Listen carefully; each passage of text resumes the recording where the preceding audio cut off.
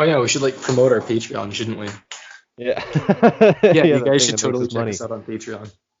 I don't have Uh, like, I don't know where you get that. Just like search the Fight Site Patreon and pay us money.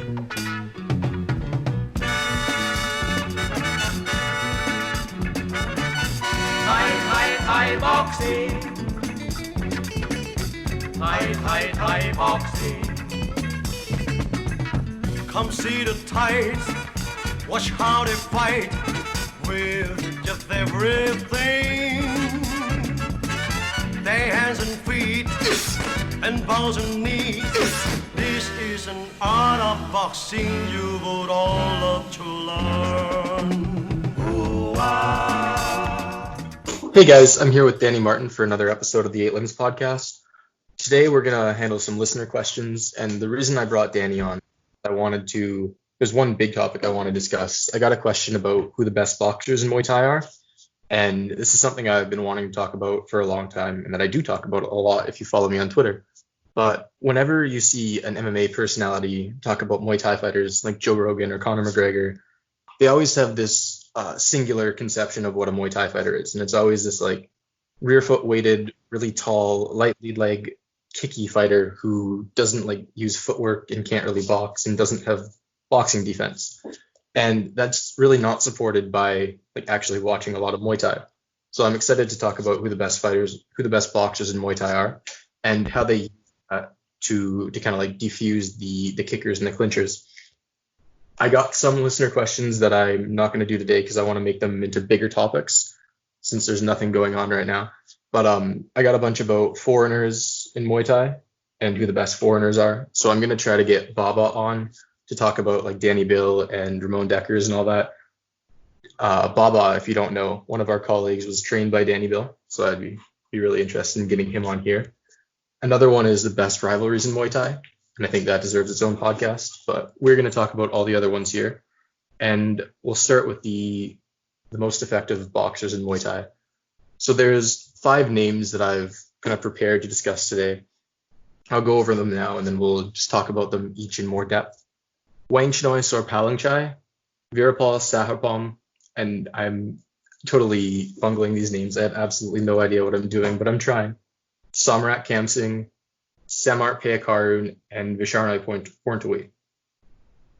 I think the one me and Danny are probably most familiar with, and the one I like most, is Wang Chinoy. So we'll start with that. I've showed Danny is kind of he's new to Muay Thai and he's more of an MMA fan, so it'll be interesting for you guys to get a perspective of someone who's kind of like being introduced to the sport along with you and who can make these kind of observations from the perspective of someone who's used to MMA. So what are your kind of first impressions of Muay Thai?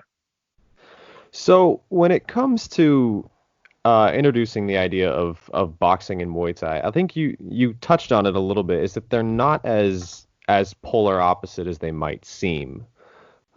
Generally, guys who have like amateur and pro boxing backgrounds find it surprisingly easy to apply their skills to Muay Thai. Like it's very applicable. There are, people who watch boxing try to look for specific boxing things in Muay Thai. They will find them. They're just employed in a slightly different capacity. And I think Wang Chinoy is a great example of someone who's implemented it because he has a lot of subtle, like there are sort of granular boxing traits that he's able to work with within his style, but it's adapted well. And if you're not looking for it, you might not see it, but once they are there, and they end up really defining his style. And I think you'll probably agree with a lot of these, Ryan, is that he's an excellent rhythm fighter. Like he's able to set rhythm with his feet and with his feints. He's able to convert a lot of his missed punches, which is a pretty big concept that we might talk about a little bit later on. He's able to load his hips and his shoulders to set up specific entries. Like if he kind of flattens his shoulders, he may spring into a jab or a rear hand, and it's harder to tell what's coming back at him. Like a lot of great boxers, he can just simply fence with his jab. He can double jab, he can body jab, frame off the jab.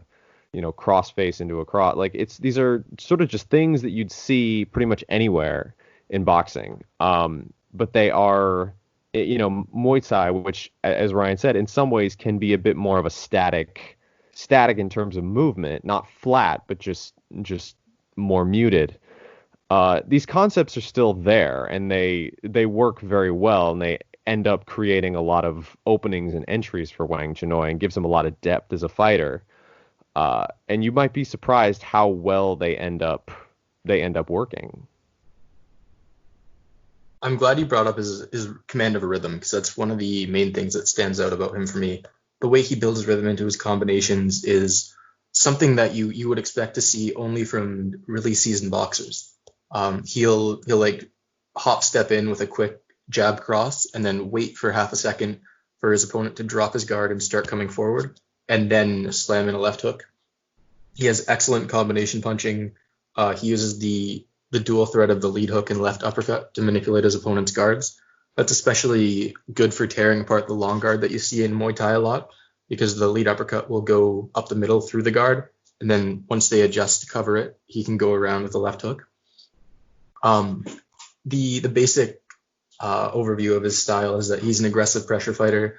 He has a front foot heavy stance that's slightly more bladed than most Nak Muay. So he's not this like super upright, kicky kind of fighter.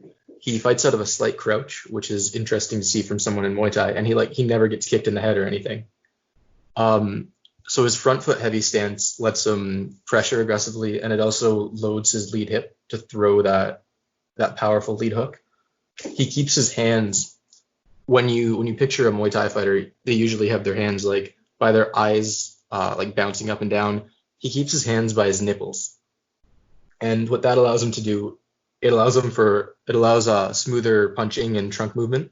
If you try like moving your head in sequence when you have your hands up by your eyes, it's a lot more cumbersome, and your weight is just kind of not right. Whereas if you have them lower, it's a lot easier to just smoothly transition from hip to hip. It lets him transfer weight for head movement and punching easier. And it also allows him to like surprise opponents who are trying to enter the clinch.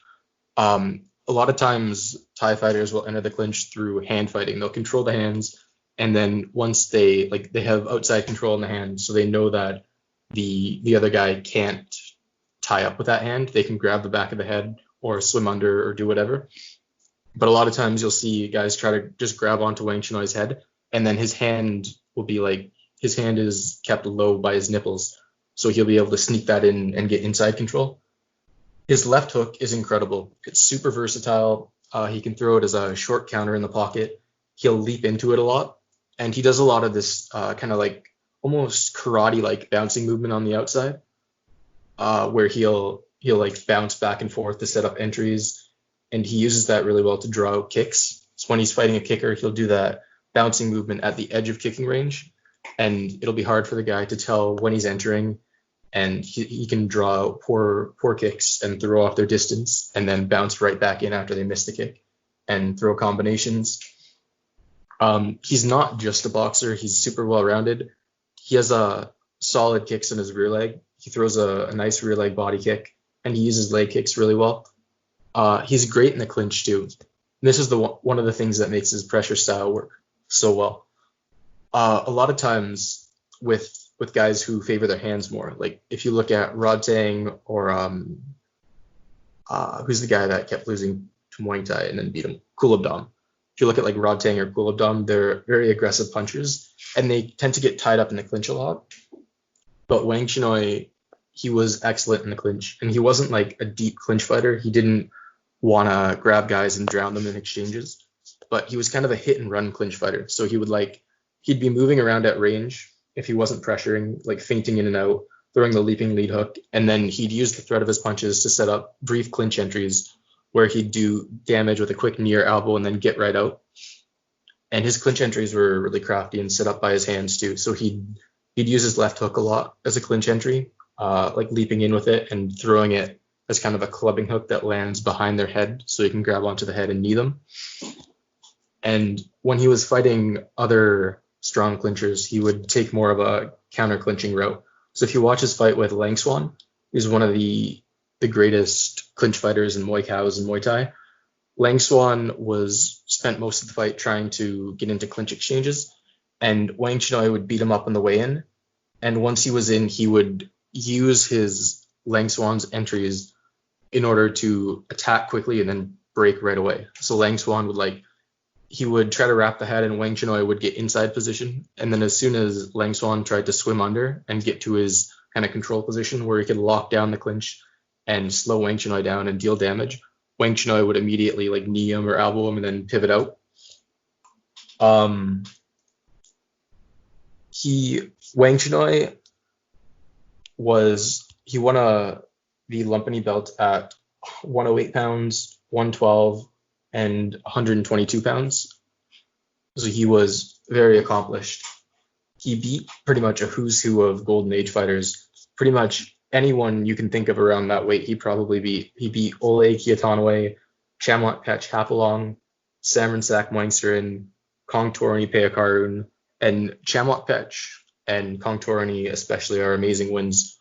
Chamlot Pech is, I think, on my list of greatest Muay Thai fighters of all time, he would be fourth. He won 9 championships. Kong Torani Payakaroon won a bunch of Lumpini championships, I think 5 or 6. Wang Chinoy also beat Samart, Namkabwan, Nong Ki Prayuth. I don't know how to say Namkabwan's last name, but he beat Jerome Thong. So Wang Chinoy beat, like I said, pretty much a who's who. Any great from that area you can think of, he probably beat him. And it's really interesting to see how Wang Chinoy deals with kicks, since we're gonna look at guys like Visharnoy and Veeraphol, who don't have the kind of really heavy lead foot crouch stance that Wang Chinoy does, and they can kind of defend kicks in a more typical way. But Wang Chinoy was often not prepared to just check kicks because he had so much weight on the lead leg. His lead foot was turned in a little bit, and he was kind of crouched in his stance. He usually fought with a hip fold, so he could transfer weight into his punches easier. So he was never really prepared to just bring his lead leg or rear leg up immediately to defend kicks to the body. So instead of trying to check them with his leg, which is the normal way to defend kicks in Muay Thai, for those of you that aren't aware, kicks on the forearm score. They don't score as high as clean body kicks, but if you just block a kick on your forearm, that's a point for the opponent. So they try not to block them. Body kicks are usually defended either by just pulling back and getting out of the way, or by bringing their leg up and checking them. And so instead of doing that, Wang Chinoy would parry round kicks across his body and counter them with heavy punches. So he would usually accept that he's going to be eating the kick and just try to off balance his opponent after they land so he could make them pay.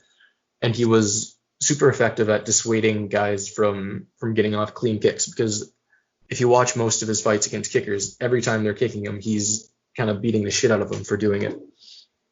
He would also often catch the kicks in his armpit, which is usually not the preferred way to catch kicks.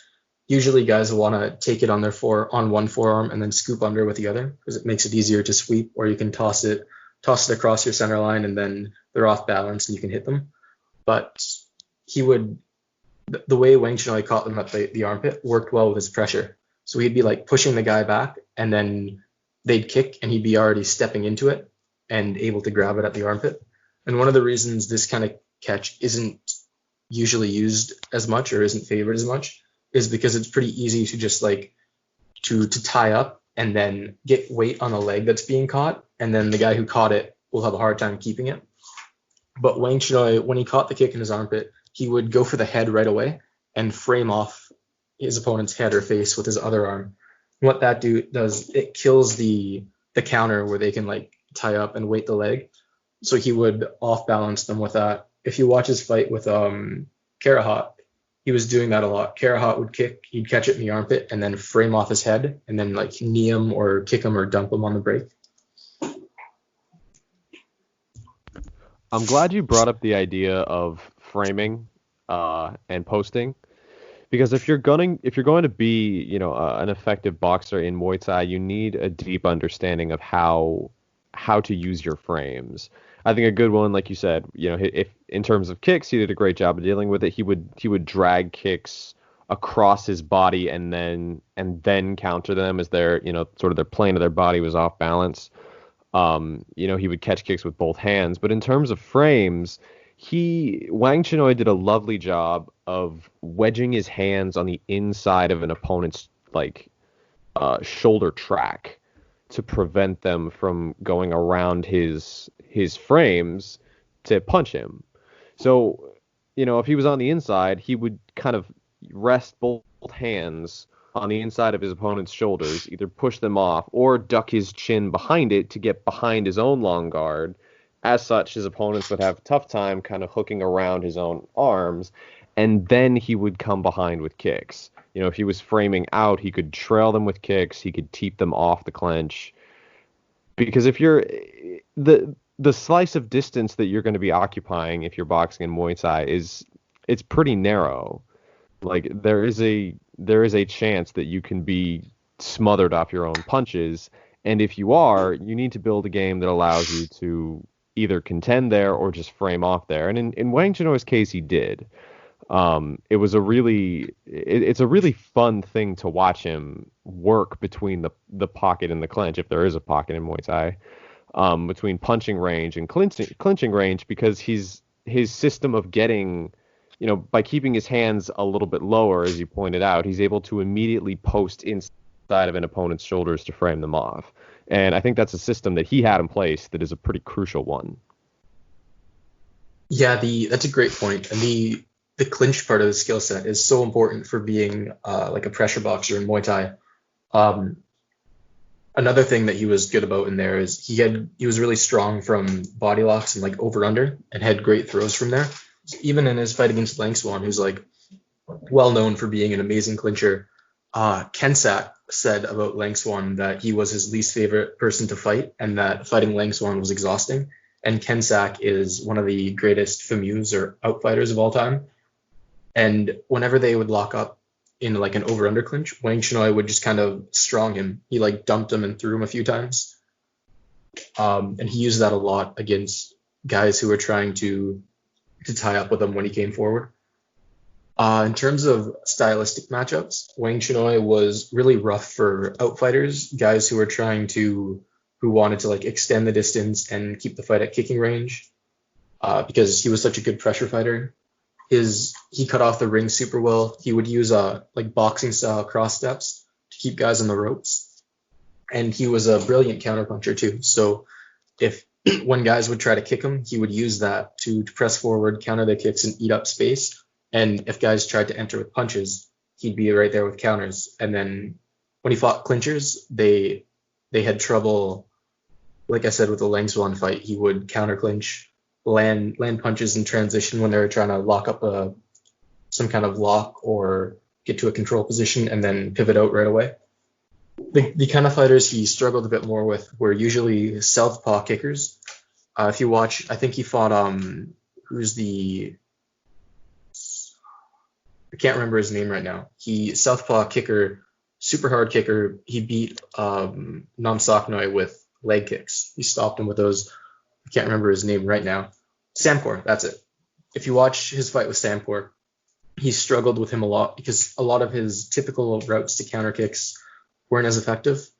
If you're an orthodox fighter fighting a southpaw, you can't easily catch it under the armpit like he likes, and the extra distance makes it a lot harder to counter block kicks. So Samkor would kick and be out before he could do anything to counter it. It wasn't an unbeatable matchup for him though. He fought other good kickers like Mati, and he was able to beat them.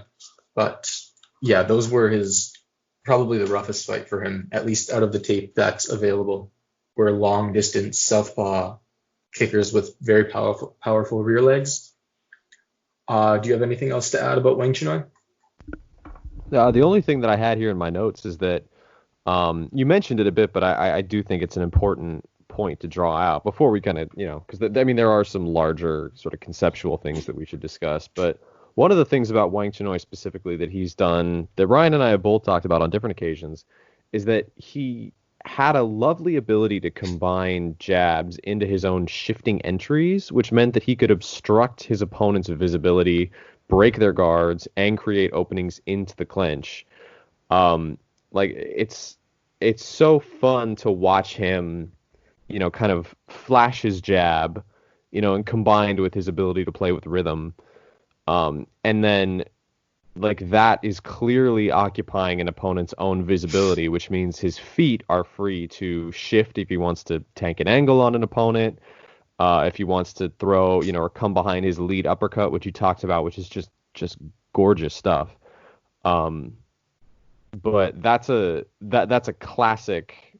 I mean, that's a classic boxing technique, anyways, and it's just fun to see it utilized in Muay Thai, where he's able to not only get in on an opponent with entries off it, but then, once he's inside the clinch, as I was talking about earlier, he can either contend or he can just frame out immediately. And watching him kind of glide between these ranges he does it as well as any boxer, you might say, in Muay Thai. So yeah, Wang Chinoy, most of the guys we're talking about today have like boxing championships or Olympic medals. I think Wang Chinoy and Visharnoy are the only ones that don't.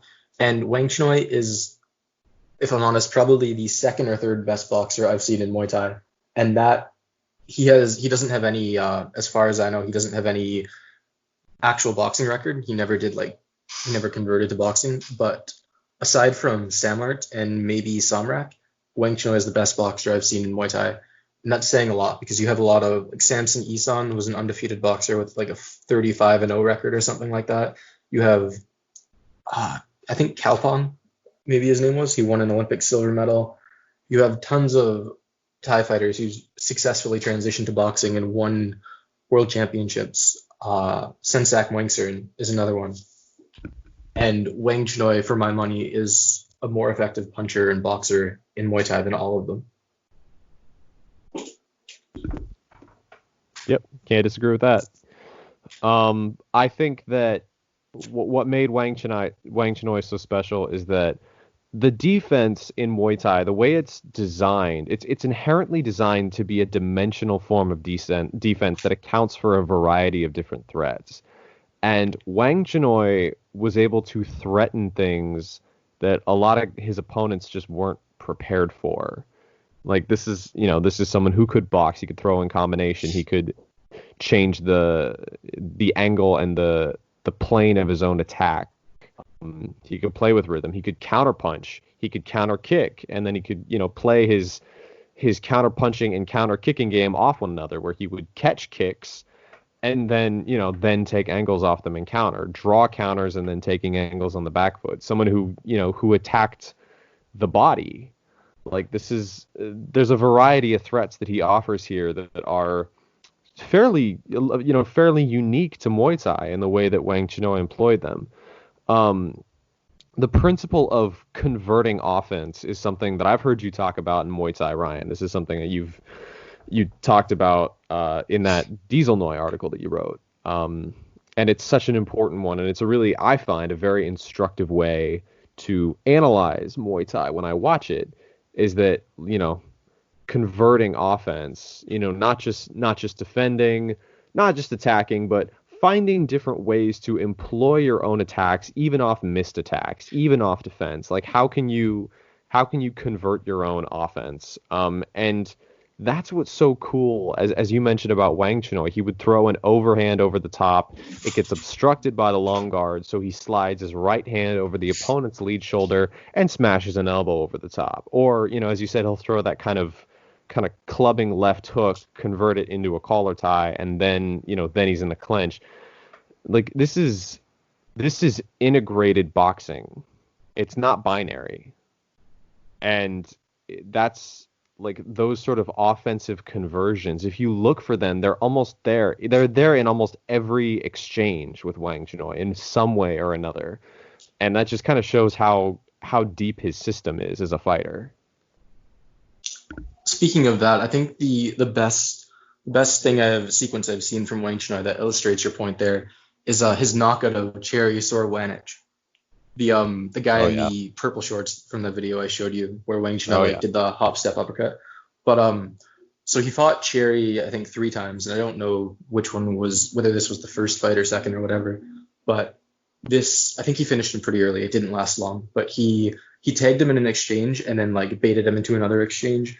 Cherry throws a jab and Wang Chinoy slips outside of it, and then Wang Chinoy like stays in that crouch stance that he got into from slipping the jab and takes a couple angled hop steps. So he's hop stepping back diagonally, and he baits Cherry into following him, and he has to turn in order to follow him. So he's out of position, and then Wang Chinoy just kills him with a murderous uppercut as he's stepping onto him.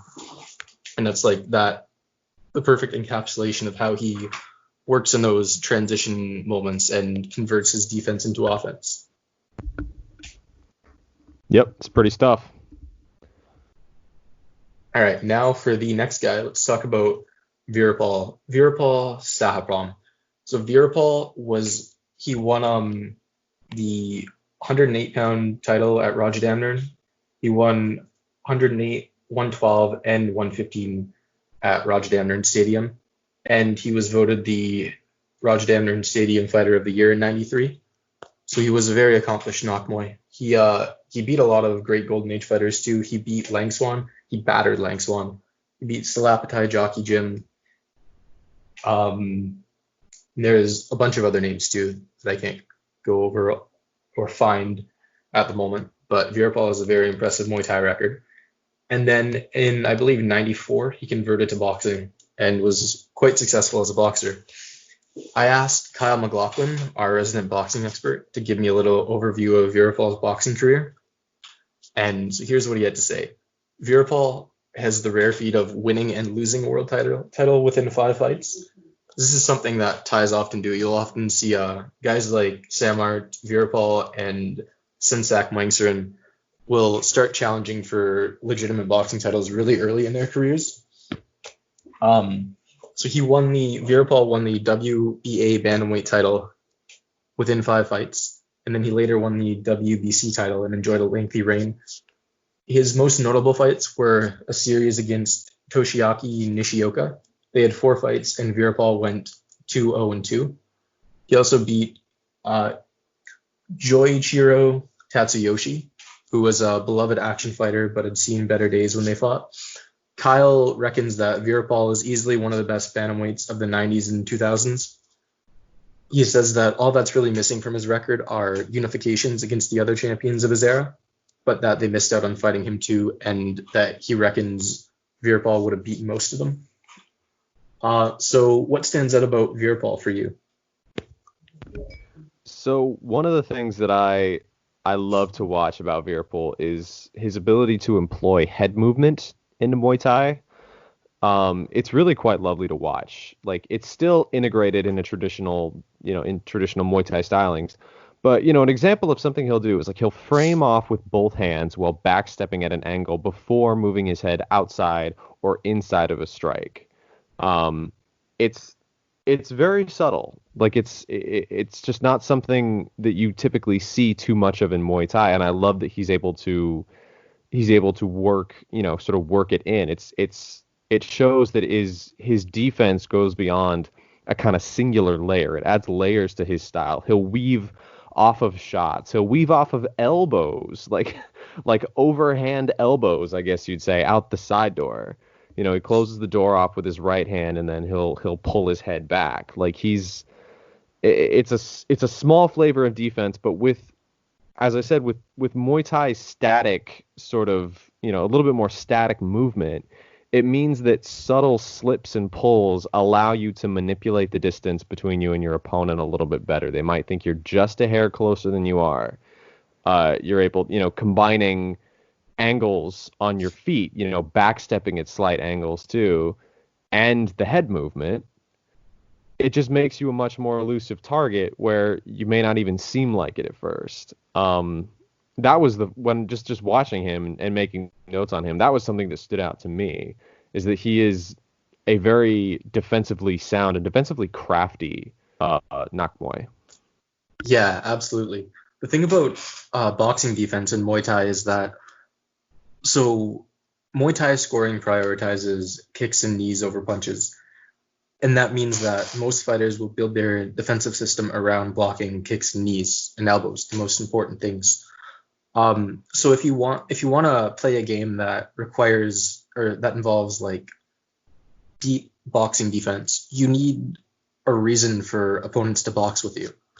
So if you like Samart, who we'll talk about a bit more later, would just keep guys on the outside and frustrate them with kicks and basically be unkickable himself. So they'd have to come forward and try to put combinations on him, and then he could do all that flashy head movement. But unless you're fighting like a guy who specifically favors his hands, a lot of times they just like won't get the boxing exchanges to do that.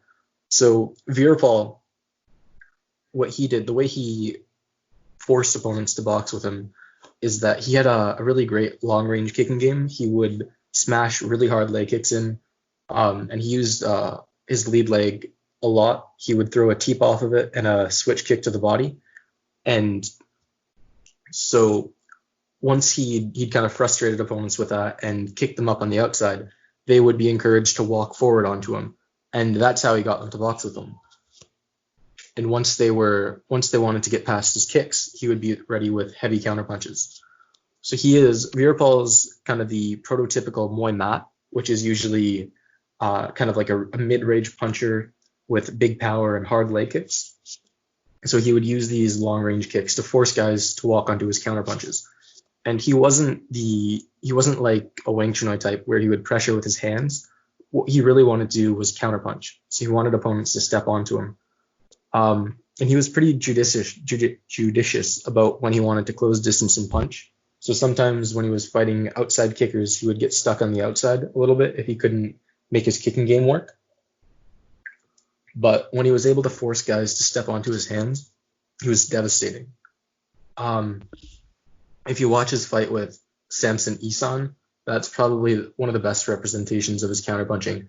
But he throws a lot of backstepping counters. Like you mentioned his backstepping. And the way he does that, he doesn't just step. So he's orthodox, and when guys walk onto him, often he'll throw a counterpunch once and then shift back into southpaw with another counterpunch, and he'll keep doing that for like once or twice. But often when you see guys do that, they aren't like doing it intentionally. They're just kind of trying to get away. But he would backstep into a strong stance and not just like take his feet out of position, which allowed him to immediately counter out of his backsteps. And he would move laterally too. So he would like backstep while pivoting off to force opponents to turn so he could crack them. So this kind of mid-range counter-punching style made him really devastating for clinchers. We talked about Wang Chinoy's fight with Lang Swan, where he was able to do a lot of work with like countering his clinch entries. But Veeraphol just beat the absolute hell out of Lang Swan. So if you're a clincher fighting a boxer, there's two primary ways to get the clinch. You can let them come forward and use their aggression to lock up the clinch. And a really common way to do this is they'll stick out their lead hand and throw a jab, or stick out their lead hand or throw a jab and let the opponent's right glance off their shoulder, which creates a route to wrap up the head. And Lang Swan was doing that a lot against Wang Chinoy. And he wouldn't get the positions he wanted, but he would get a lock around the head and then be able to try to transition to something else. But with Veeraphol, he wasn't being aggressive. He was making Lang Swan make the first move. So he would have to reach. And then when he reached for the clinch, Veeraphol would just batter him with counters. He ended up knocking him out. I think the best representation of Veeraphol as a fighter is his first fight with Salapatai Jockey Gym. Salapatai is an outfighter with a really tricky rhythm, throws a lot of like weird offbeat strikes. Salapatai was kind of picking Veeraphol apart on the outside for a little bit at the start of the fight. And then Veeraphol started whacking him with really hard leg kicks. And he doesn't just throw the kicks by themselves, he uses them excellently in combination. So once he started kicking the legs, it allows him to open up his punches. He'll punt you out of stance and then follow up with like a 1-2-3 combo. He'll set up punches with leg kicks and leg kicks with punches. And then the more he was kicking his legs and using that to set up punches, Salapatai had to get more aggressive to kind of take it back and regain the lead. And he started walking on to Veeraphol's counters. And then the fight ended like that, where Veeraphol was up from the kicks and counter punches that he was landing as Salapatai got more and more aggressive. And he walked on to a big, I think, right hand in an exchange. And then he was stunned a little bit and followed Veeraphol to the ropes, where he got just absolutely wrecked by one of the biggest left hooks I've ever seen. So that's Veeraphol in a nutshell. He wants to frustrate you on the outside with kicks, so you step onto his punches. And he has a good kicking game by itself too. It's not just in service of his hands. They like combine really well with his punches too. So the teep he throws, he does a shifting right hand often, where he'll like pick the leg up like he's gonna throw a teep and then step into southpaw with a right hook. He'll also do the shifting off caught body kicks, which is really cool. So what he'll do is like he will catch a body kick from the opponent, and he'll like hop step into a southpaw stance with a big right hook, and then like throw a combo from there. So the opponent gets hit with a hand that they didn't know was like actively threatening, and then he's right away in the other stance throwing a combination, which kind of throws off their like defense and internal clock and all that. The way he dealt with kicks, so he had a kind of a rear foot weighted style, so he was a lot more able to just check the kicks and defend them normally. He preferred to cross check body kicks. So when people threw kicks to his open side, he usually didn't lift up his back leg, but he would lift up his front leg, which isn't what you usually see. And I think why he did this was it allowed him to facilitate his boxing better. So if you pick up your rear leg to defend a body kick, you're kind of stuck in place. You can't really move off of it unless you want to move backwards. But when you pick up your lead leg, you can, after you check the kick, you can put your lead leg down a little bit forward and step into a punching combination, or you can lift it up to check while you're still advancing. So doing that helped Veeraphol get to his punches a little bit better. And one note about Veeraphol that I don't know if it gets mentioned enough, but he had really lovely shot selection. Specifically, like, and this worked with his timing and his rhythm, where he would kind of space out a 3 after throwing a 1-2, which caught a Keamurakat completely naked as he tried to counter. And specifically the same thing that we talked about Wang Chinoy, the lead uppercut, which works really well against the kind of chin duck underneath the long guard. Like Veeraphol, and it should be said, Veeraphol had ridiculously heavy hands. Like, he was an absurd athlete for Muay Thai. For my money, he's the biggest puncher of all time in Muay Thai, aside from Sensak and Wing Tsun. Yeah. And just an absurd athlete. Insane power. You could tell the guys just didn't like exchanging with him. So this is just sort of a smaller note, but I think his shot selection, his punch selection was really quite beautiful. Yeah, absolutely. Yeah, Danny sent me a message when we were watching tape, like, goddamn, Veeraphol's athletic as fuck. And like, yeah, that was one of the big things about him, because a lot of times you see guys in Muay Thai, their leg kicks, they won't use them to they won't try to smash them in, because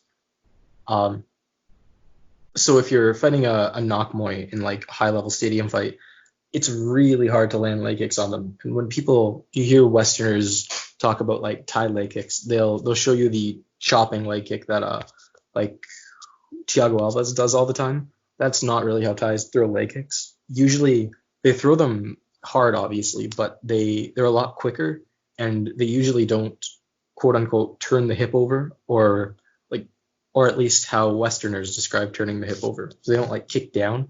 They throw them more like Muay Kano does, where they're rising up, more like soccer kicks.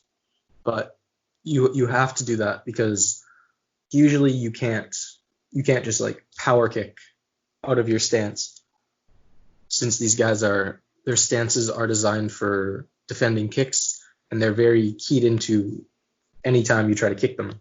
But Veeraphol, he still threw his kicks like a normal knock Muay, so he didn't like do the chopping down like an axe thing, but he could just smash through guys' checks. Wang Chinoy had this too, where a lot of times you'd see him throw a hard leg kick, and the guy would lift their leg to check it, and he'd just kick them out of stance anyway. And part of it was because they were so quick, and a lot of times the guys didn't have a chance to turn their shin out, so they could just only lift the leg up. But a lot of it is just because they kicked hard as hell.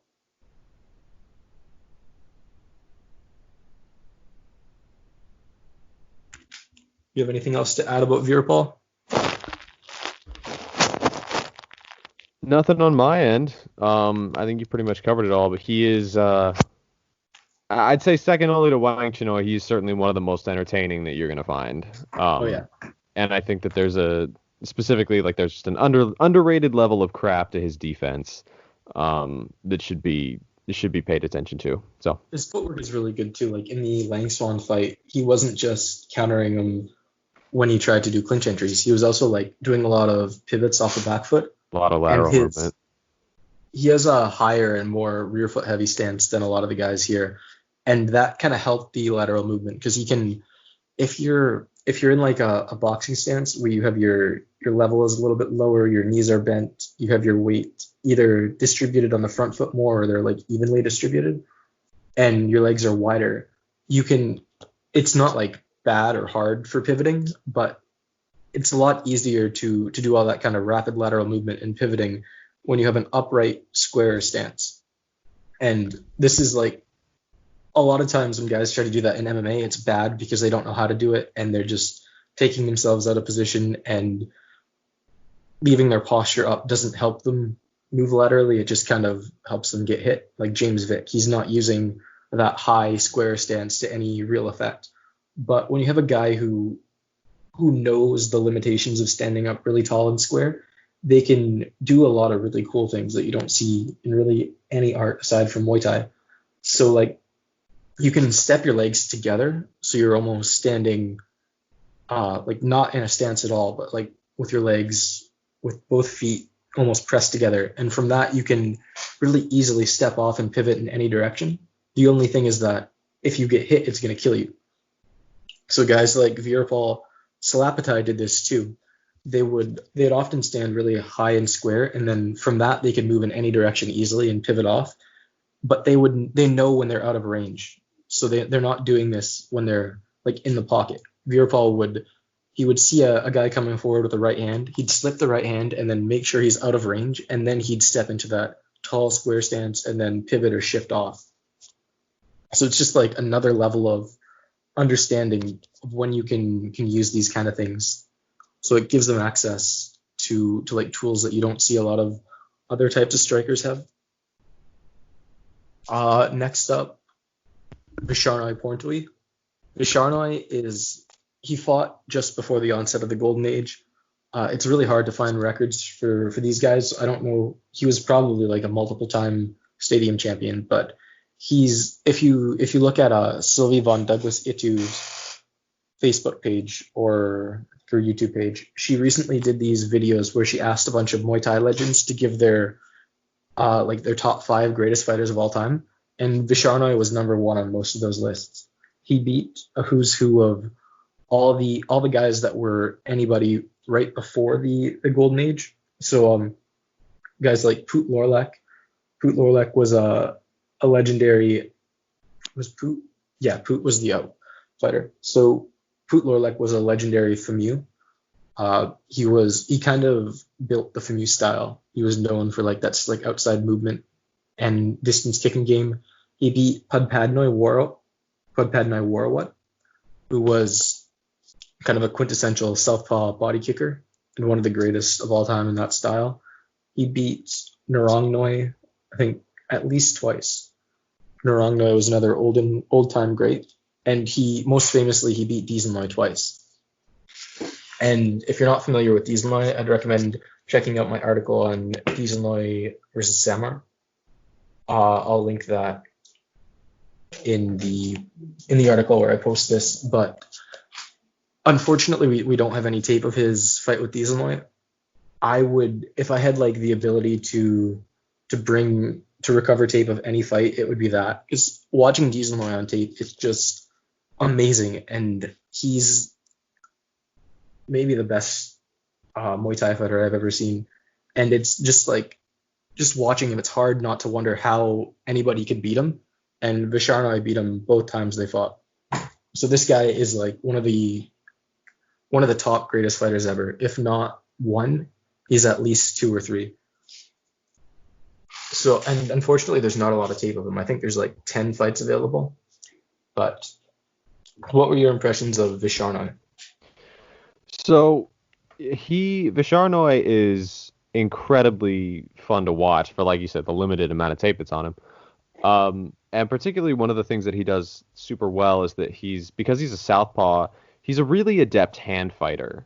And it's very Visharnoy is very orthodox. Visharnoy is orthodox. Yeah. Were you thinking of a different guy? You're right. I'm sorry. I saw an open stance in someone. My mistake. No worries. You could tell how much I know about Muay Thai. But No, the principle it's, like, still really remains. hard. If It you is watched, still. I'm just gonna like cut in for a moment to explain so our viewers don't think we're dumb. But those old time fights, they're really hard to tell who's who. Like I was watching Visharnoy's fight with Narangnoi. There's two on YouTube. And I was trying to figure out which one it was and like which guy was who, because they look exactly the same, and I could tell one guy was doing the things Visharnoy does. So I'm like, oh, that's Visharnoy. But in the description it said the fight was from 1978. So I went on Thailand's Wikipedia page in the Thai language and translated Visharnoy and Narongnoy's Wikipedia page from Thai to English, and it said that Visharnoy lost their 1978 fight. And I'm like, wait, was this guy not the Visharnoy I thought he was? But so then I look up a Visharnoy highlight from Muay Thai Scholar, and he has the highlights of the guy I thought was Narangnoi from that fight. So I'm like, wait, maybe that is the wrong one. But then I looked up another Narangnoi fight, and his stance and like movement was exactly the same as the guy I thought was Narangnoi from that original fight. So now I'm confident that the guy I originally thought was Visharnoy was actually Visharnoy. So it's really fucking hard, guys. Yeah, Go ahead.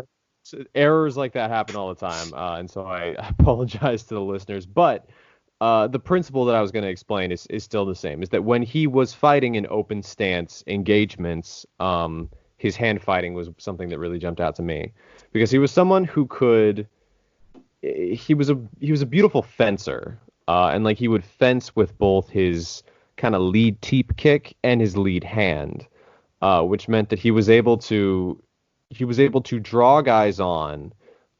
He could use his lead hand to kind of, as we talked about, converting his offense, post on the shoulders, take an inside angle, and then as his opponent is turning often, sort of trail them with a body kick. He was able to jab on the inside track of an opponent in an open stance engagement. In closed stance engagements, he had a really, like I said, he had a really lovely teep kick that he would flick. Like, it would just be kind of a half-ass, like non-committal kick, but he would throw a couple of them in succession, and so you wouldn't quite know which one was actually going to be the committed kick. If he was, and then eventually he might step in with the kick and push more, on the midsection, which designed to really push his opponents back, or if he was doing it to just kind of gauge distance and tap and just kind of land.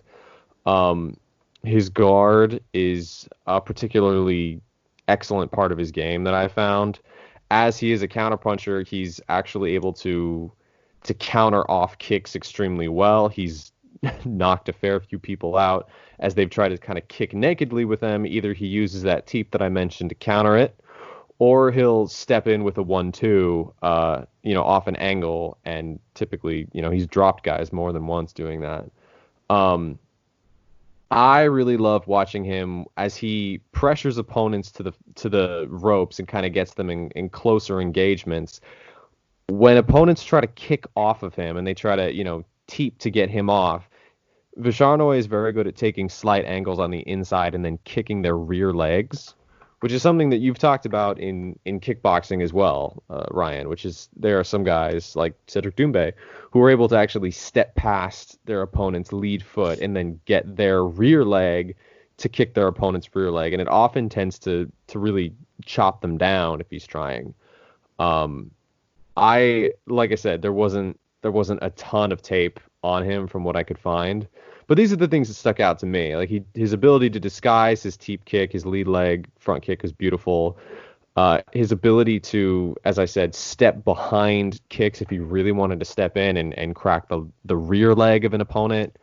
And when he's in open stance engagements, his his fencing, his open side fencing, and his hand fighting is, and converting collar ties and turning opponents off it to trail them with kicks. All that stuff is lovely.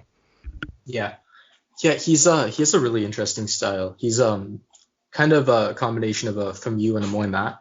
So he's like a long distance outfighter and a very sharp mid range puncher. But he's like kind of short and pudgy. So it's really interesting to see, like, when you look at the greatest Thai fighters of all time, the outside fighters tend to be like tall and lanky and very the kind that like throw a lot of body kicks.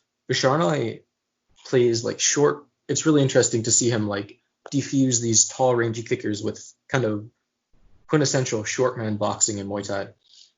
He has a rear foot weighted stance with a slight hip fold, which is really good for bouncing in and out and entry feints, as well as heavy punching, because he can very quickly transfer weight from his rear hip to his lead hip to throw heavy right hands.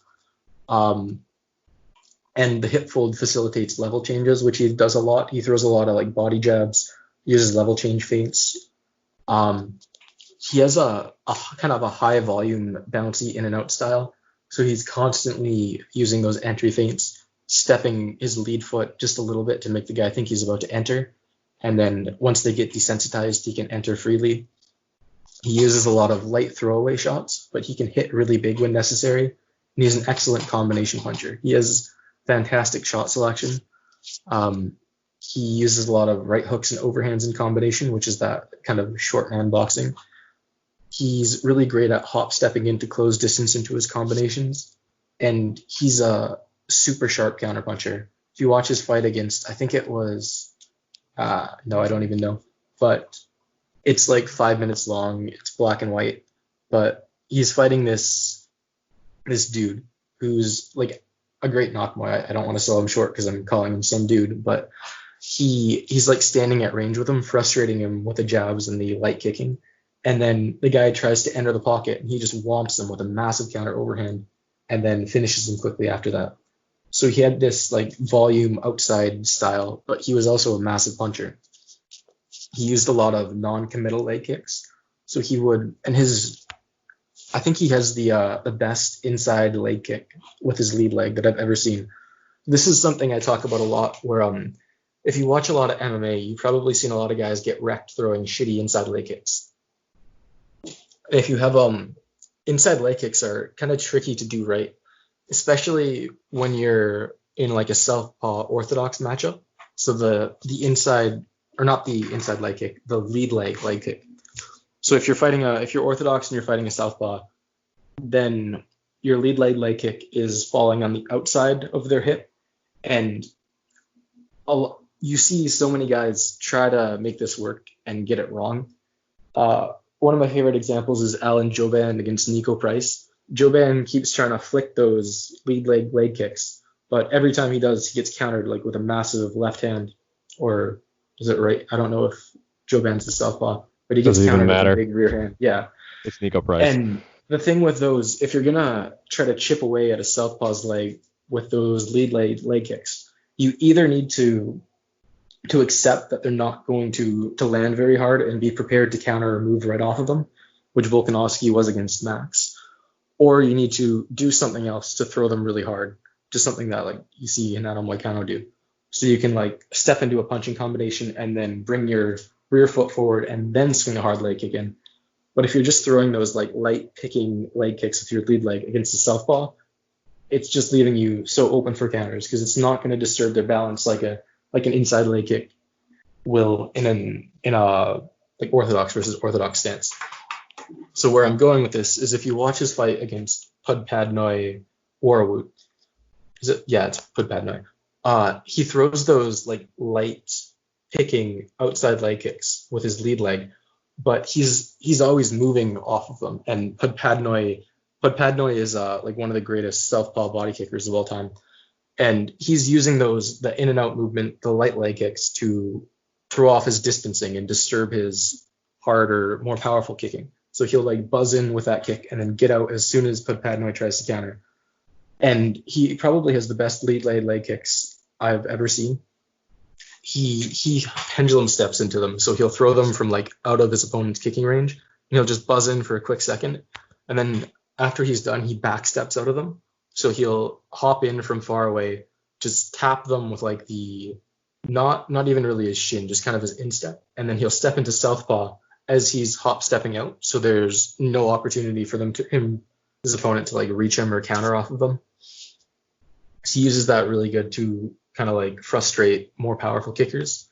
He has a really good counter lead leg body kick too. His lead leg's really good. So when guys are on the outside trying to enter into the pocket, he'll counter their right hand with a lead leg body kick. And his boxing, so aside from all that, how he uses his kicks to beat guys, he's one of the better boxers I've seen in Muay Thai too.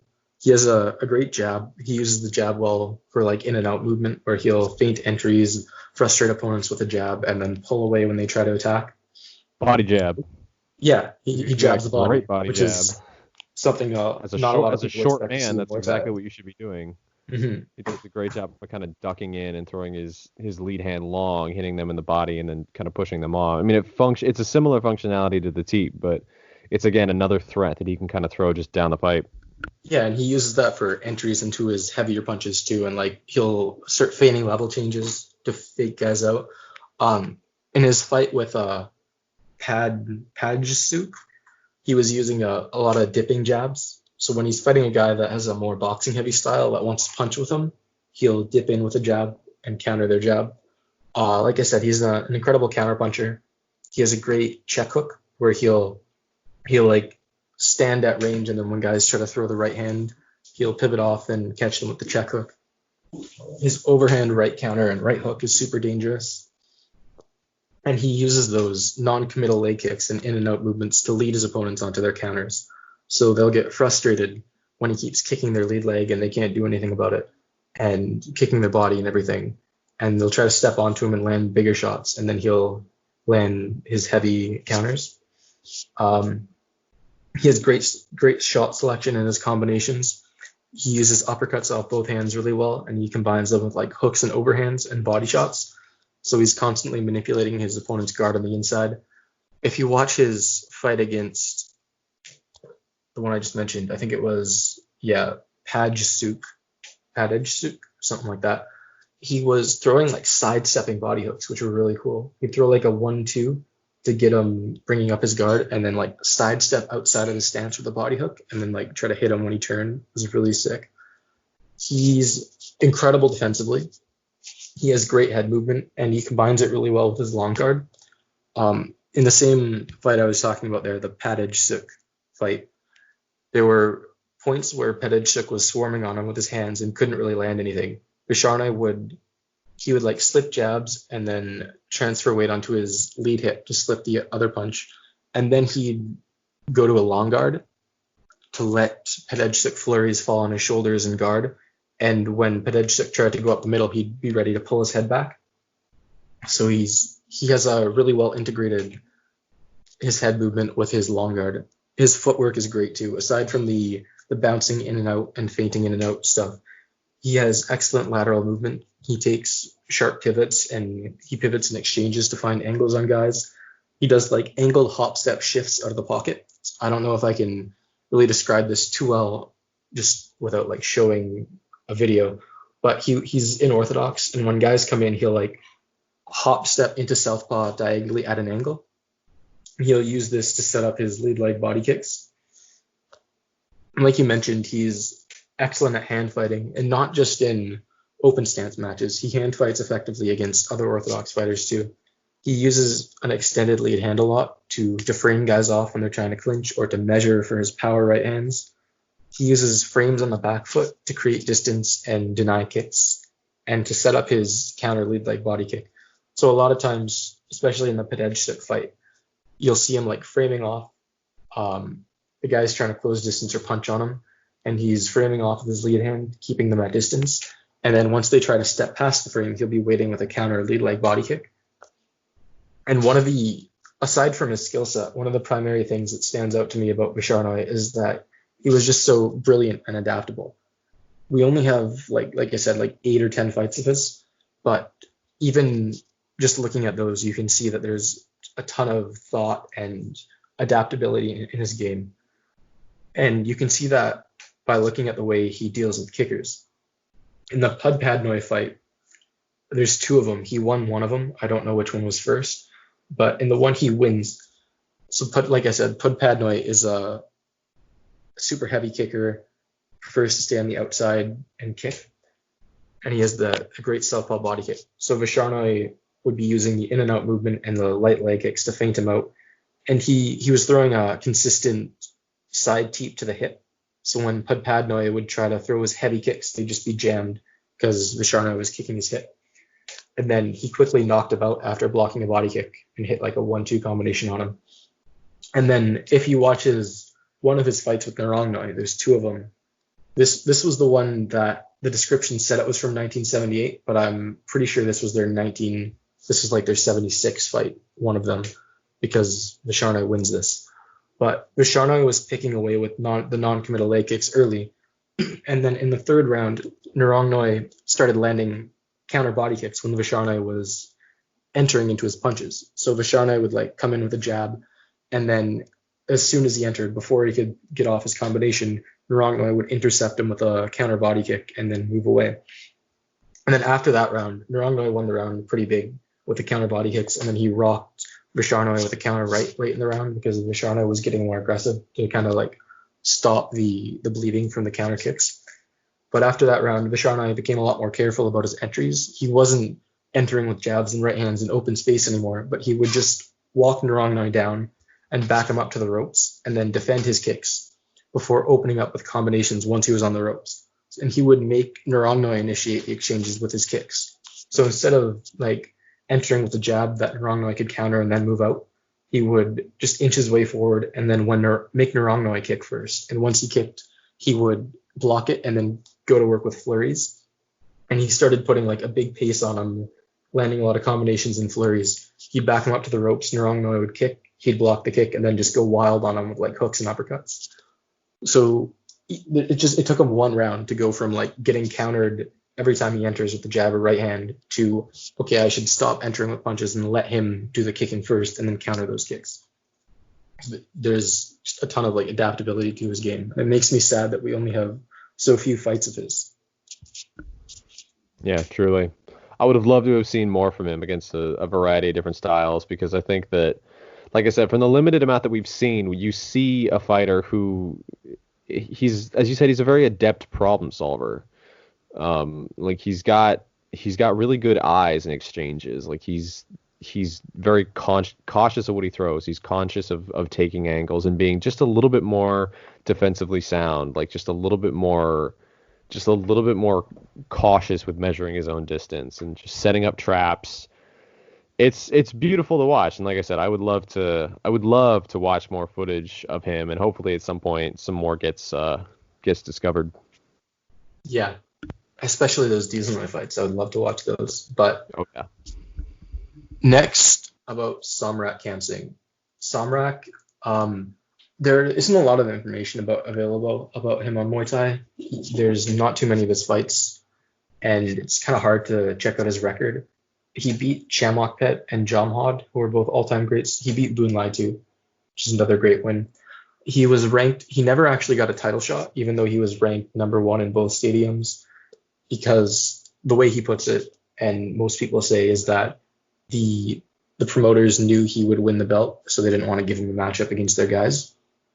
But he beat most of the important fighters in his era.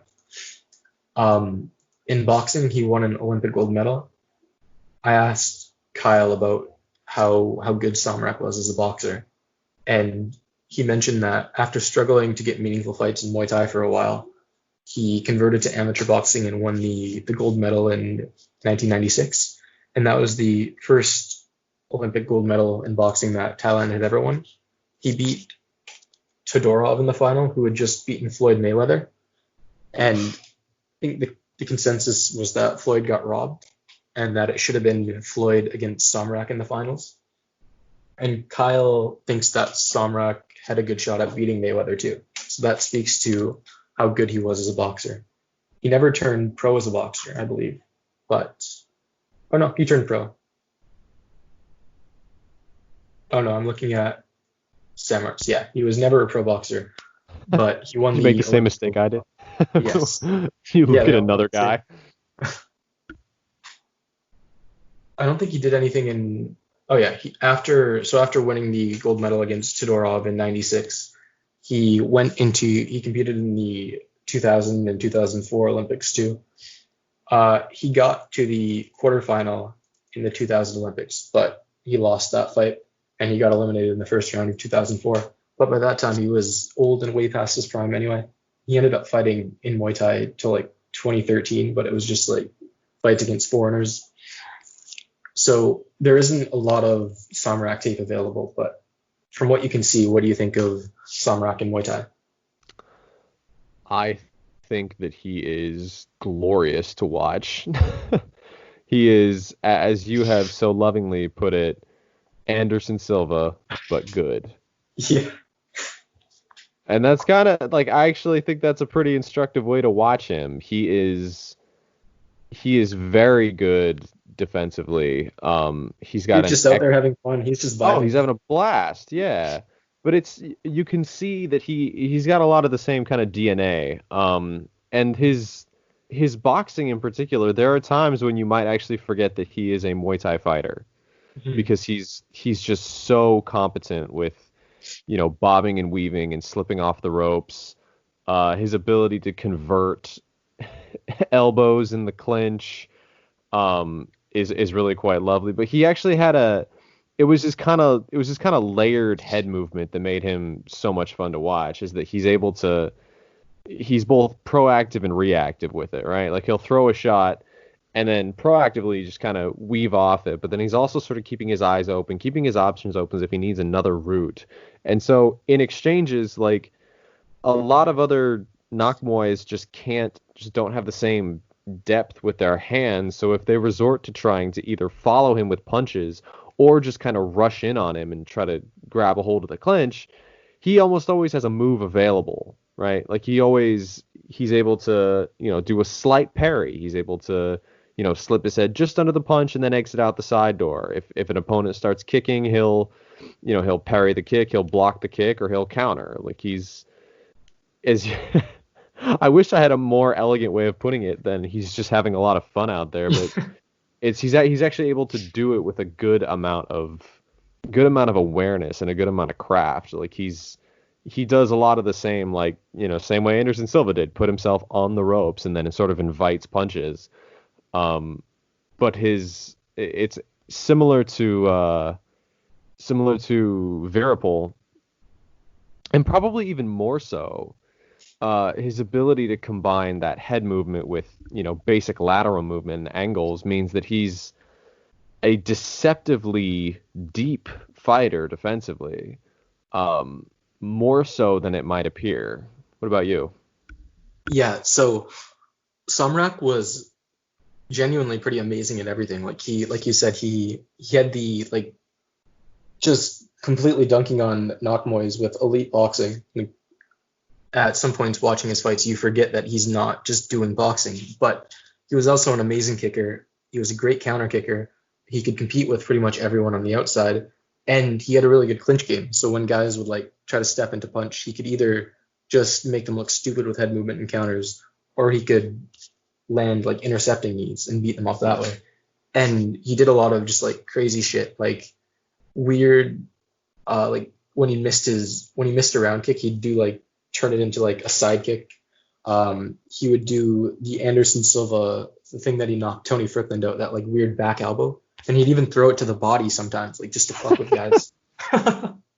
He was just having a lot of fun out there. But aside from just his well-roundedness and how good his skill set was in every area, the thing that stands out more than anything about Somrak to me is that I think he's the best I've seen in Muay Thai at making guys do what he wants them to do, like baiting them to throw what he wants them to throw. So you mentioned his head movement and how it was both reactive and proactive, and he'd do those like weaving out after his entries and slipping his opponent's entries when he saw punches coming. But he would also set a lot of traps with his head movement. He would, like, a thing you saw a lot from him is he would like lean outside his opponent's stance and then kind of like trick them into turning and throwing at his head. And once they did, he'd already be back inside their stance, ready to counter. He used a lot of like non-committal jabs and non-committal punches. He would even throw like light non-committal combination punches just to like fluster his opponent and make them throw something back, and he'd be ready to counter. As you said, his ability to float between a kind of like flat stance and a bladed stance is really cool to watch. Like he's taking angles as he does it, but he's able to, sort of stand in a flat stance, draw a counter, and then he'll pivot off of, his lead leg, and then suddenly he's in a boxing-esque bladed stance where he's like, sort of guarding behind his shoulder. He's trying to ride shots, and then he'll, slip, and then suddenly he'll be back in the square stance. And he'll float between these ranges and these stances, and he's able to create his own distance, find counters, and open his own, find his own openings as he's doing it. It's really cool stuff, and I can't really think of anybody else who I've seen in Muay Thai who does that. Maybe you can enlighten me, but not to the extent that he does, I don't think.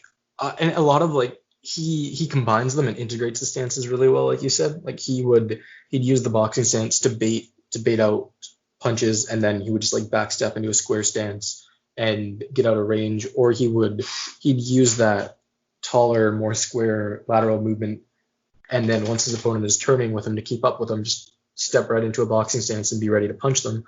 But it also seemed like he would just decide to do things for fun sometimes. Like he'd be boxing a guy up, and then you'd see him just like go square for a couple minutes and be like, okay, I'm just gonna wreck this guy with intercepting knees whenever he comes in.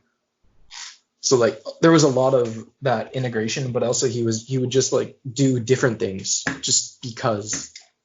And that's kind of why I compare him to Anderson Silva. Aside from the flashy stuff and like all the showy strikes and everything, he was just like, you watch him fight and you're like, God damn, I wonder what he's thinking right now. It's like, it seems like in a lot of his fights, he's just like trying to do different things. Yeah. Not only because it's like stylistically beneficial or because it'll like confuse his opponent, but just kind of for the fuck of it. He's a real treat to watch. I love Somrak. And you can tell how much the man loves fighting. He's always got a smile on his face. Oh yeah. So, and like I said, there's a lot of depth and craft there, but sometimes it's easy to just kind of get lost in, an opponent will walk into the clinch and then he'll kind of turn away from them, and suddenly he's trying to roll them back with a, spinning backwards elbow, and then suddenly they get hit. It's like I wish I had the technical terms to describe it, but some of this just kind of seems like you wanted to experiment, doesn't it? Yeah, absolutely. And it's like the same kind of Anderson Silva thing where he would taunt as a way to bait guys onto him and get them aggressive. Samrak wants to do that. The thing where he's like pivoting away from them, doing all that slick head movement and making them look stupid and eating them up with counters. So he would do like the silly things and taunt them and everything to make them more aggressive, and then chew them up with counters while they're doing it. So Somrak, in terms of like how great he was as a fighter, he doesn't really have the record that a lot of other greats do. He doesn't have obviously he missed out on being the like 4-weight Roger Damner Lumpini champ and everything because he didn't get a title fight. But his record also, it's hard to find, and I like don't know his complete record, but as far as I know, he didn't beat like the amount of great fighters that someone like Wang, Chinoy, or Chamlak Bet did. So he isn't like one of the absolute greatest fighters in Muay Thai. You probably wouldn't find him on most top 5 lists, but in terms of just how talented and skilled he was, he's absolutely right up there. It's hard to think of anyone who's like clearly better as a fighter than Somrak. Anderson Silva is a bargain bin mashup of Roy Jones Jr. and Somrak, so there you go. And finally, Samart Payakaroon. Samart is well known for being arguably the greatest Muay Thai fighter of all time. I think most people in the West would say Samart for the GOAT. Most people in Thailand would say either Samart or Dizanoy likely. And personally, I would have the greatest fighter of all time between Samart, Dizanoy, and Visharnoy. and I don't have access to enough tape or details on their records to really make a confident pick between them. But Samart is it's very easy to argue that he's the greatest fighter in Muay Thai history, and he was just a treat to watch. He was brilliant. There's a lot of the Somrak things in there, like with him making guys look stupid, but he was while Somrak was kind of more defined as an outfighter, Samart was kind of an all-terrain fighter. He would do like the slick outside movements and make guys look stupid with head movement, but he was also an excellent pocket boxer and would chew guys up with counters in the pocket. He had a great outside kicking game as well. And after his Muay Thai career was done, he transitioned to boxing, or not quite after. I think he took like a break between 1984 and 1988 in Muay Thai and went off to get more serious about boxing. So he also won a championship pretty quickly in his career. Again, I asked Kyle McLaughlin about him, and Kyle mentioned that he made his debut against Thailand's former light flyweight boxing champ in Nedernoy Sorvorashing. Yikes. And that debut actually happened at Lumpini Stadium. So he left Muay Thai for a while to box, and they had his first boxing match at Lumpini, and he beat a former Thai champion. And this is kind of what we were saying about Thais pushing their knock moys quickly into big fights in boxing. He beat Lupe Pintor for the WBC Super Bantamweight title and lost it in an amazing fight with Jeff Fennick. And then after that, he spent a little bit of time out of the ring and returned later to boxing. He beat several guys that I have not heard of, and then lost. And then made a comeback in like 90, 93, 94, well after his Muay Thai career was over, to fight Eloy Rojas for the WBA featherweight title and lost by knockout. So Samart, again, was one of those guys who's one of the greatest knock moys of all time and was also elite and won a world title in boxing. So I sprung Samart on you pretty late, so I'm not sure if you got a chance to do too much tape, but I'm sure you're familiar with Samart by other means before. Oh, yeah. What did you think of Samart? I mean, he is, when you talk about like a Muay Thai boxer, I feel like Samart's kind of the first one that comes to mind for most people. Yeah. And a lot of it came down to his footwork, which was awesome. Like as you said, he did a lot of cross steps. He actually implemented some L steps, which correct me if I'm wrong, but that's not a particularly common technique in Muay Thai. You see it from some of the more boxing heavy guys. Okay. Chinoy does it, but yeah, it's not. You don't see it a lot. Yeah, he had a lot of backwards shifts too. He had excellent ring craft. He was, a beautiful lateral mover. And a lot of this was compounded with his jab as well. Like Samart he was lovely at jab fencing. So he had a lot of the typical Muay Thai striking tools to maintain distance, like the front kick to draw guys on, and then sort of push them back out to get guys following him. He had the same sort of lead hand, lead foot flickers and committed linear strikes, which did wonders for him as an outfighter. So if he was, if he needed to and he was moving laterally, he was someone who actually, as Ryan put it earlier, he's someone who could lift his rear leg, check a kick, and continue moving laterally with it, which is, as Ryan said, is not a very common thing you see at all. And then compounded with his jab, where, whether he was fencing with his jab, he could also counter jab very well. So if guys were coming in and they were trying to sort of follow him with jabs, if it was something he drew out, he could counter them quite badly, because he just had a much more educated and angular jab, where he was, pivoting off his jab, re-angling with his back foot, countering with his jab. And this meant that he was a surprisingly difficult fighter to track down. He had one of the best jabs in combat sports history. He would out jab guys, like his jab would beat their kicks. So like he'd be jabbing at the same time they were throwing a kick, and he would get there and they wouldn't, just because of his footwork.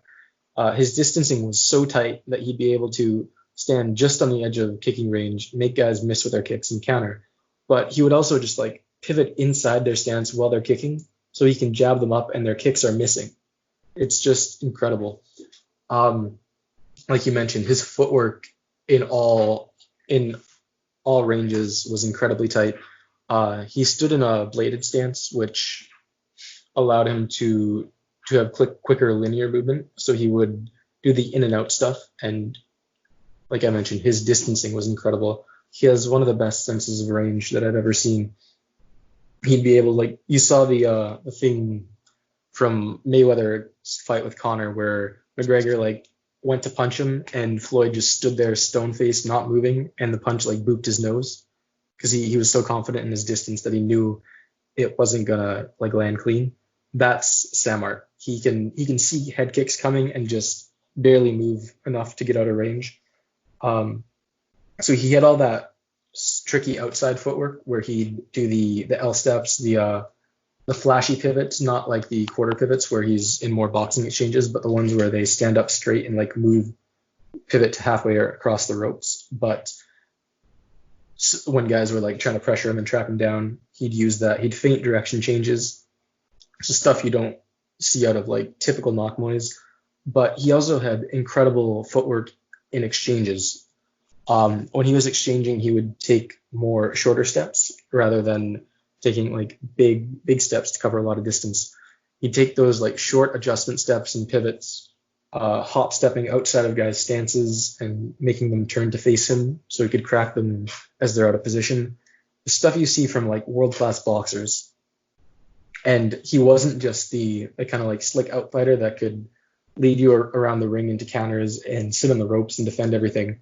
He was an incredible pocket boxer too. If you watch his fight with, was someone Wangsuren, I think Samart. Yeah, Samart Wangsuren. Samart Wangsuren is a super heavy puncher, really aggressive. All the Wangsuren boys, Samart, Dan Wangsuren, Sensak Wangsuren, they're all really heavy pressure boxers. And Samart, in the first round, he just boxed the shit out of him. He rocked him repeatedly with counter punches, and he didn't even like do the outside thing. He wasn't trying to like stay an extra step away from him and make him close distance so he could land the counters. He was boxing in the pocket with him. He'd slip outside a jab and rock him with a counter right and stuff like that. He was right there with, he was probably the best pocket boxer in Muay Thai history. And that's in addition to like what he's known for as being that kind of slick outside fighter. And he was an incredibly comfortable switch hitter. Switch hitting is something you see occasionally in Muay Thai. Karahat is the one that does a lot of switch hitting, but Samart uniquely had a very complete game in both Southpaw and Orthodox. And he didn't even really have like unique tools. A lot of times you'll see guys who have specific things they do in specific stances, like Wonder Boy would do the side kick from the Southpaw and like his spinning stuff from Orthodox. But Samart was a very complete fighter in every stance. He had one of the best Southpaw jabs I've ever seen. He used the inside angle incredibly. He would step his foot inside of his opponent's lead leg in order to land those jabs. And he didn't have to deal with a lot of hand fighting because he kept his lead hand low. So his jab would rise up from below their guard, and he'd be able to kind of tag them unaware. Southpaw jabbing is something especially you don't see a lot in Muay Thai, and Samart was just incredible with it. He was also well known for his side teep. He stood in a bladed stance where his lead foot was turned in, which allowed him to like do the head movement stuff, transferring weight between both hips smoother. But it has the typical weakness of being open to kicks. But Samart would, so usually when MMA fighters throw a teep, they're in kind of a square stance, and they pick their legs straight up and shoot their hip out. Samart, his teep would come on more like a side kick, which is what they call a side teep. And there's more range on it because he has the bladed stance, so his lead hip is projected further ahead. And his stance is longer. So guys, when they're trying to kick him, his leg would get there when theirs was out of range. So a lot of times you'd see guys, kickers especially, trying to move forward and land their kicks, and Samart would just keep side teeping them off. There's sequences in his fights where he just hits the side teep over and over again, like 5 times in a row, just pushing the guy back. And he had a lot of different tactics to set it up. It combined well with his jab. He would jab guys out of range and then use the side teep to like enforce his distance, or he would use the side teep to lead guys onto his jab and his boxing as they got more aggressive. He would throw it with a hop step in, so he could throw it from like out of range and force them backwards. Or he would sometimes you'd see him sneak his rear foot up when guys were closing distance, so he'd be able to fire that off right away and push them back. The one downside to his game was probably the clinch. He looked kind of uncomfortable in the clinch a little bit and didn't want to be there. So he didn't have, like we were talking about Wang Chinoy earlier, how he was a great counter kicker and had clear things prepared for when guys tried to clinch him. Samart was good in the clinch, but he was visibly uncomfortable there, and it was never really his specialty. So if guys could track him down and get a hold of him, they could do work there. But he was just so hard to get a hold of that it was very difficult for any Muay Thais to do that. He fought Chamlok Pet Hapalong 3 times. Chamlok Pet is, I forget his nickname, but it's something like Computer Knee or something like that. He was an amazing clincher and knee fighter. He had great pressure boxing to set up his knees. And we don't have tape of their fights, but Samart beat him twice and lost to him once. So Samart could handle Muay Thai still. If you watch his Dieselnoy fight, that's kind of the clear one where Dieselnoy exploits his clinch game and just kind of beats the shit out of him. But that was also kind of near the end of Samart's prime, and Dieselnoy had a lot of size on him, so it was a really rough matchup. But yeah, Samart is incredible to watch. If Somrak Khamsing is the Anderson Silva of Muay Thai, then Samart is the Jose Aldo, where he has that incredible coherent defensive system that's more impressive than anything else the sport has ever seen, and is just this incredible positional fighter and footwork in all ranges and phases. He can really do everything. And he's a blast to watch. Yeah. All these guys are fun as shit. I've yet to see a boring Samart fight. And even when he was struggling against Dieselnoy, like he was having a very difficult time getting past Dieselnoy's kind of lead intercepting knee, which he used both in terms of counters and entries. And then it's, as a result, he kind of fell into clinch, where you said it's not his preferred area. Even against Dieselnoy, like he exhausted every option that he had. Oh yeah, he started planting his feet and doing hard counter overhands, which is something he hardly ever did. Yep. He changed his game completely because it wasn't working. Try to hit the body. Like he was not, even in that fight, he was not content to just sit back and lose it. He kept trying to look for answers, and that's admirable. Yeah, absolutely. Do you have anything else to add, or should we wrap up? I think we should probably split this one and the listener questions into 2 podcasts, because we went for like an hour and a half. That's what I was about to say. I actually need to run pretty soon, but no, thank you very much for having me on. I'd love to be on again. Like I said, for people who are listening, I'm fairly new to Muay Thai as well. I feel like I can read the sport when I'm watching it pretty well, but obviously the entire history of it, I don't have the same knowledge that Ryan does. So this was educational for me as well. So thank you for having me on. Thank you for joining us, Danny. It was great having you. So yeah, I'll just release this and then do the listener podcast next week or something. And stick with us. Stick with the fight site through quarantine. Oh yeah, we should promote our Patreon, shouldn't we? Yeah. Yeah, you guys should totally check us out on Patreon. I don't know where you get that. Just search the fight site Patreon and pay us money. Keep checking on the site. Our content's a little bit thin right now just because there's nothing really coming out, but it gives us a chance to stretch our legs and do stuff like this.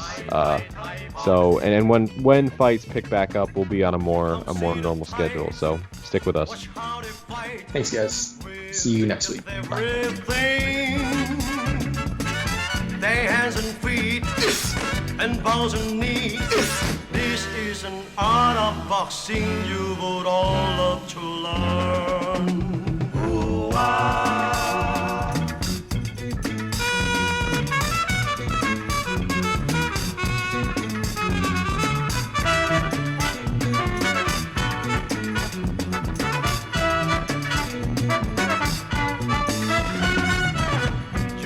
small, no need to fear. Try all right and left with your own bow and with your knees. Now suck them hard with your soul and then kick out and on.